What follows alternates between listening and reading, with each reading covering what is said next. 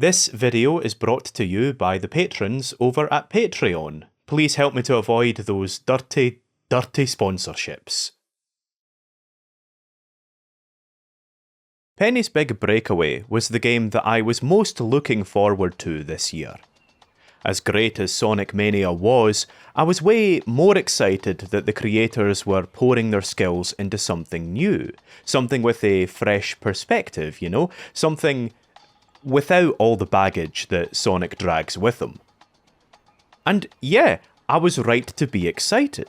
It's completely unique, right down to the way it controls. Now that is valuable enough on its own, or so I think, but it's just a quality game once you get to grips with it. But the phrase, once you get to grips with it, is doing a lot of heavy lifting there. I mean, a learning curve is to be expected in such a unique game, but even so, I don't think that it puts in its best performance right from the beginning.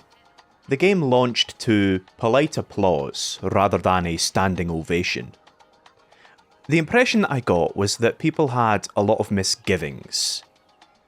But I haven't really seen anybody dig into that, I haven't really been looking, to be fair, but still. Either way, I thought it would be useful to spotlight some of these issues and explore why they may have left people lukewarm. I think that there's a few pitfalls along the way that a lot of 3D games fall into, so hopefully it'll be useful to somebody to point those out.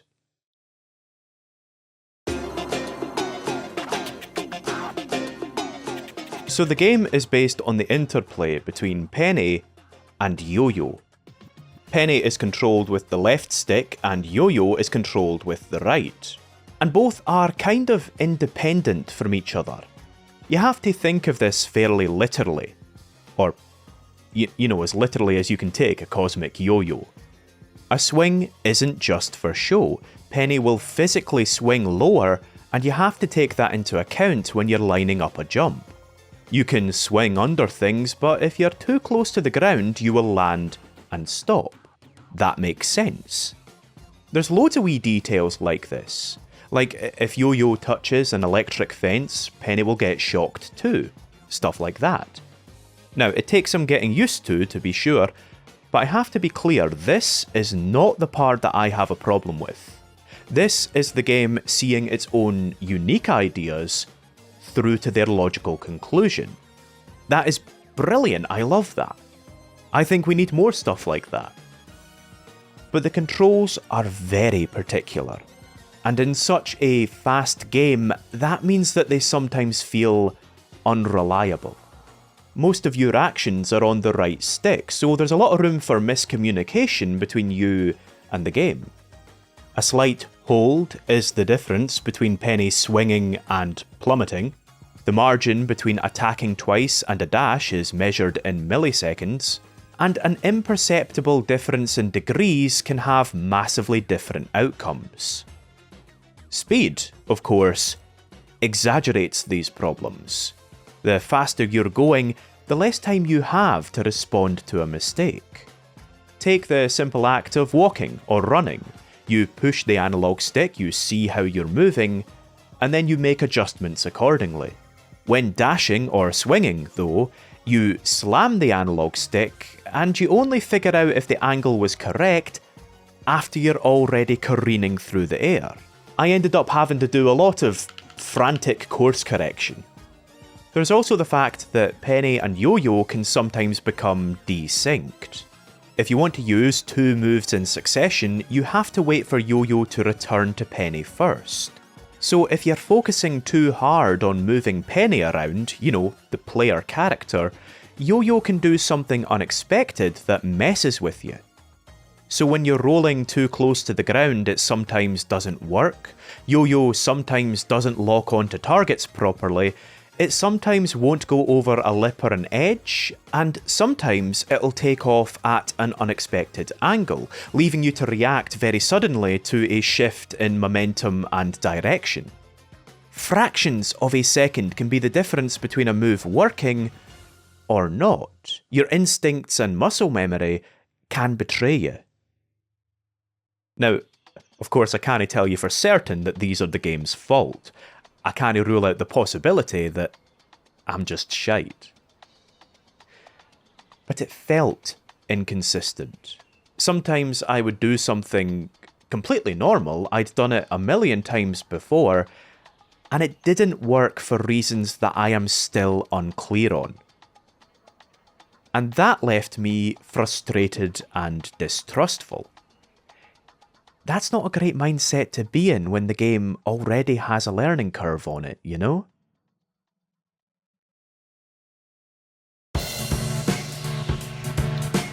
With Yo-Yo hogging the stick, the camera has been shunted onto the D-pad. It's really limited anyway, which is absolutely the right decision. It works perfectly with this game, and honestly, I think it may be the best way to handle this kind of game in general. It eliminates a lot of problems by designing the camera angles as part of the level design. You concentrate on moving around and bouncing on things, you know, the fun part, the part you're there to do, and the game concentrates on the logistics. For this to work though, the camera needs to be immaculate. But I had problems with it right the way through. Those complaints basically have tenure at this point. They're a part of this genre, right? You've heard it before, platformers don't work in 3D. It's not completely bogus, I mean there are difficulties to be sure. You are judging a 3D perspective squashed down onto a 2D screen.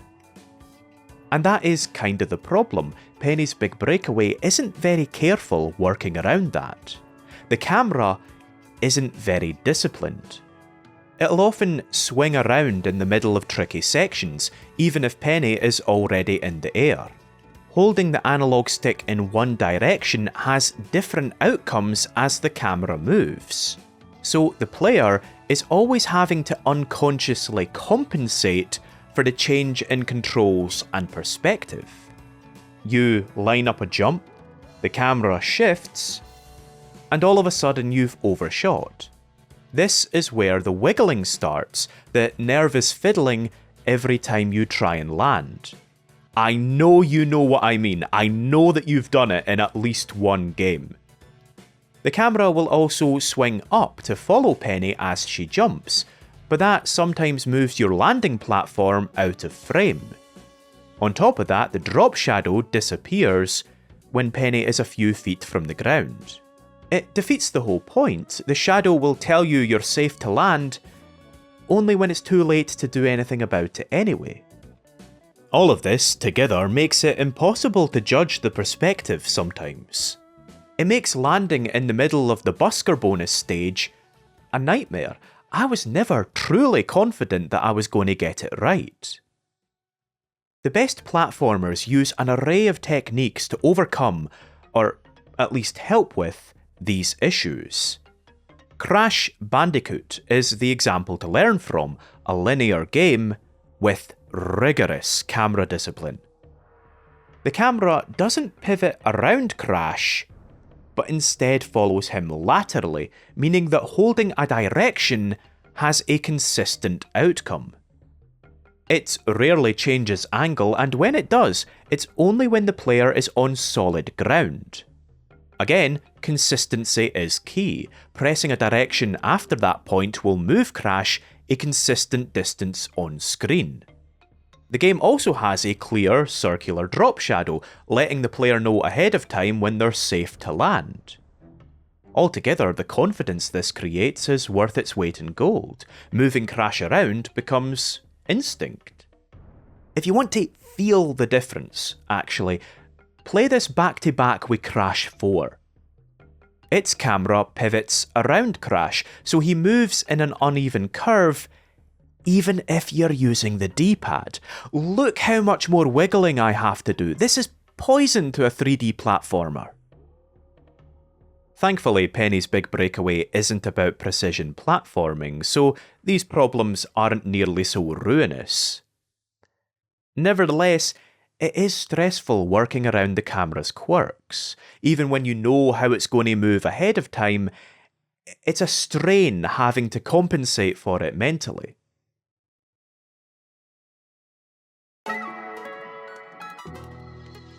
The combo system feels kinda clunky, it puts itself at odds with the rest of the game.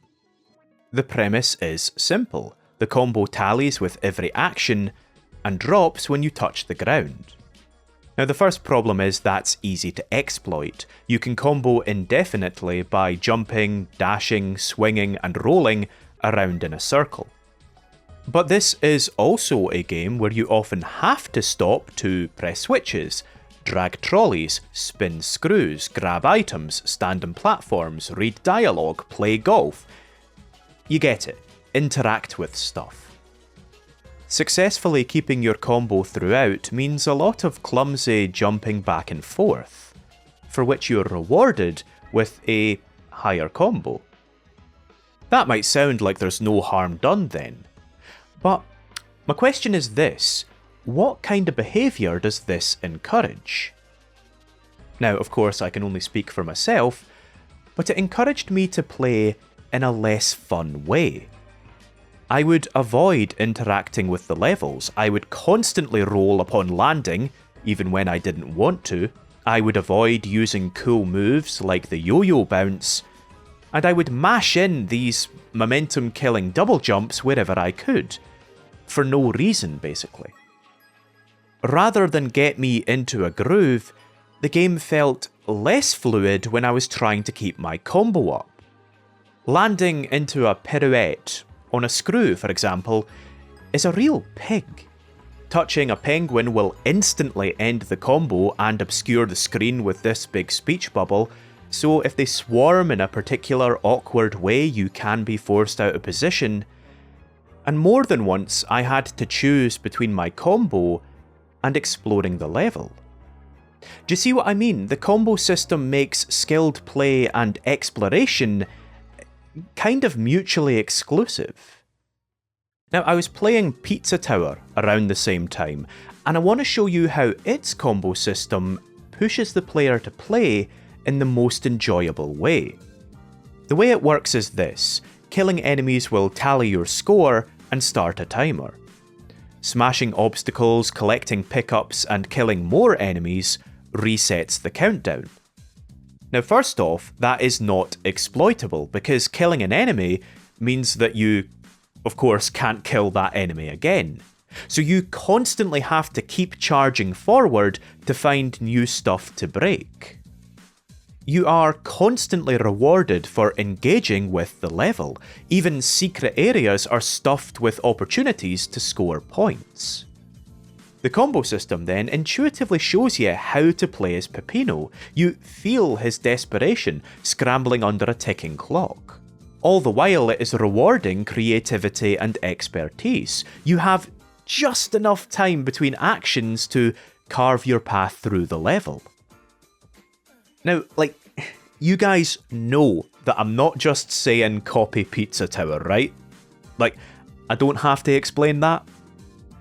Because obviously role-playing as Penny would be completely different. She's a completely different character to Peppino. All I'm saying is, I felt that Penny's combo system didn't highlight the game's strengths. The game lets you be so creative. There is so much room for expression, swinging and looping and tumbling your way through the levels. It's just that, depending on the way that you're playing, the combo system sometimes chafes that behaviour rather than encourage it.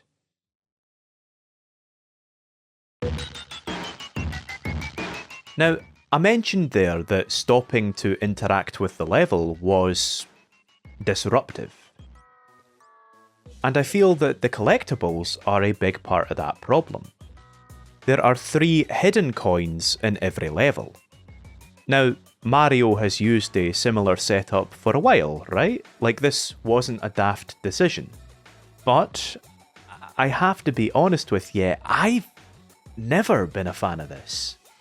In these kinds of linear platformers, there's no way to return to an earlier section without restarting. So all it takes is one mischievously hidden coin for me to be second-guessing every single part of every single level. As soon as the second stage, I am missing secrets because I am following the enticing path that the level design has laid out. And that changes my behaviour for the rest of the game. It's like there's a switch in my head that is flipped. It goes from, okay, I'm going to finish the level, to I can't finish the level until I have gone through every single polygon with a fine-toothed comb.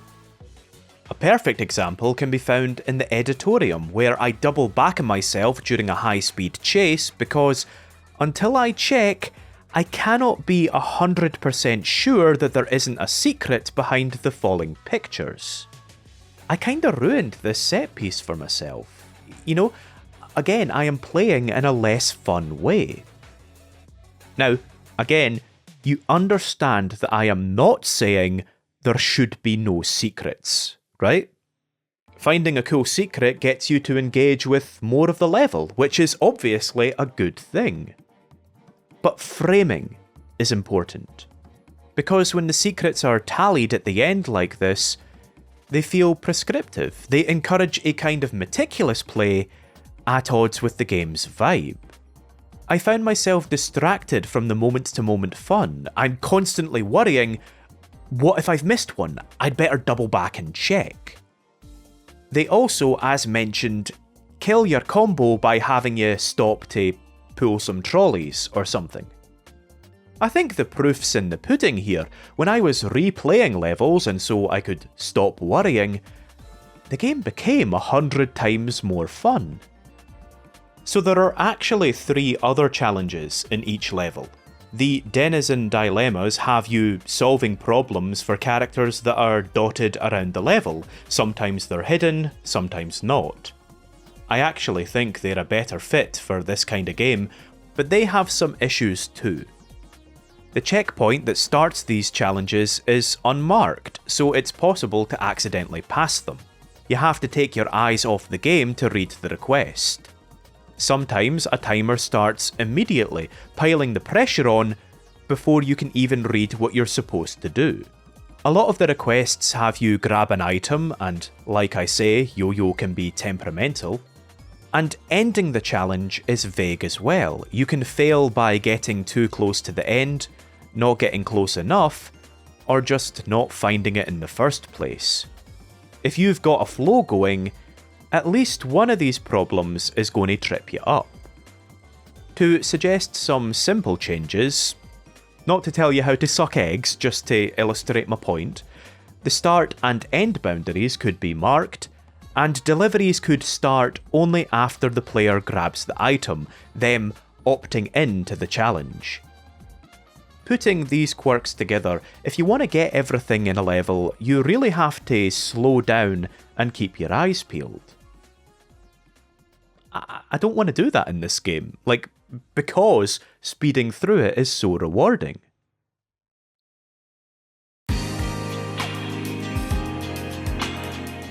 Now, I've been at this a wee while, this YouTube thing. I know how this goes. It's time for a wee segment that I like to call... That is clearly not what I said. To reiterate, I really like this game. It's great fun. I'm not mad that we didn't get Sonic Mania 2. Like I say, if anything, I'm delighted. I only brought up Crash and Pizza Tower because I thought the comparisons would be useful.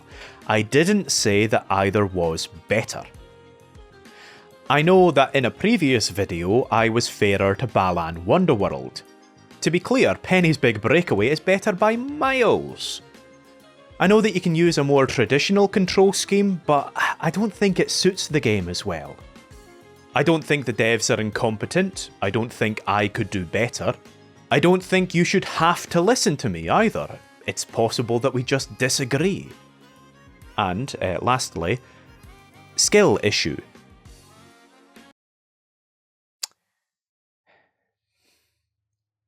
Genuinely, that's an interesting one, because, yeah, there is the very real possibility of user error, right? But I don't know what to tell you. I can only speak for myself. Now, I need to be very clear about something. This video is misrepresentative. It is a poor reflection of Penny's Big Breakaway. I have been focusing on the negatives here, so it's effectively been a montage of the game's worst moments. So to redress the balance here, I would like to take a minute to show off some of the stuff that I really liked too. The game looks and sounds incredible. The palette is fabulous, with shadows using cool colours and highlights skewing warmer. It feels like there's been an artistic brush all the way through. Penny is a fantastic character. She's cute, she's cheeky, and she's a lot of fun to spend time with. Her animations are so characterful, her personality captures something that Sonic doesn't, which is just the joy of moving around. It's impossible not to grin when things are going well. The story is perfectly pitched. Penny's adventure is not a world-ending catastrophe. Her freedom is her goal, so she has every reason to be joyful. That is until she gets herself in trouble again. The game is packed with funny jokes. The theming is spot on. Of course you want to show off in a world of performing artists. The gala brings back all of the level gimmicks for one last encore as all the world gathers in one place. That's a divine bit of planning. One of my notes here is literally just the words Balearic birds.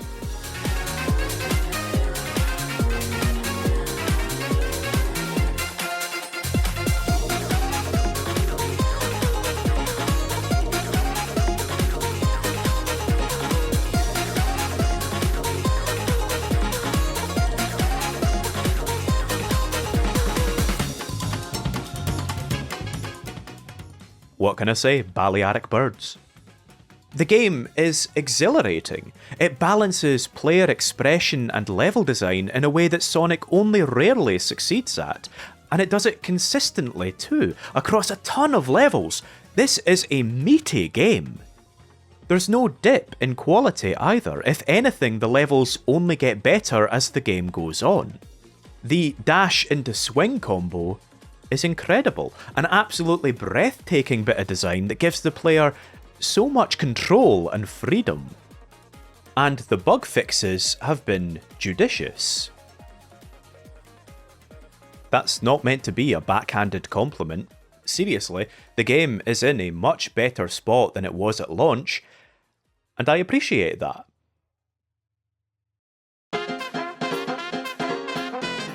If I like it so much, why was I so negative? Well, because I did find these problems off-putting.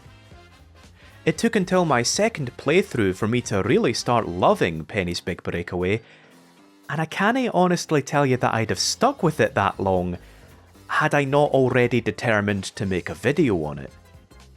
All of the problems can be overcome with practice, of course they can, but I didn't always want to practice because I wasn't always having fun. I had to make myself keep playing at times. And I don't think I'm alone on that. I love to yap, especially about 3D platformers, but I don't think you have to be able to articulate a problem to feel it. This is anecdotal, of course, but a lot of my Sonic pals tried a few levels and then put it down, sometimes with wishy-washy, non-committal plans to come back to it later, sometimes not even that. I've compared Sonic unfavourably to Penny a couple of times, but one area where he has her beat is that he usually makes a strong first impression. And of course, a lot of my friends didn't play it at all. High-speed platformers seem to be a niche genre at the best of times, but I have to imagine that at least part of the problem was the game shadow dropping in the middle of a Nintendo Direct. The release was immediately swallowed by the scheduled hype. I've actually got a pal who only learned that the game was out because I told her I was making this video. If you were on the fence, or you played it for a bit and then put it down, or you didn't know it was out at all, yeah, I recommend it. It's a rough start to be sure, but I'm really glad that I pushed through. The reason I've been so negative is because I like it so much. Like I say, replaying the levels and getting a good line going is some of the most fun that I've had with a game in yonks. You know, believe it or not, this is just what it looks like when I'm trying to be helpful. It's my sincere hope that Evening Star's Encore, be that a sequel or something new, will get all the attention it deserves. I really liked this game. I want to see more.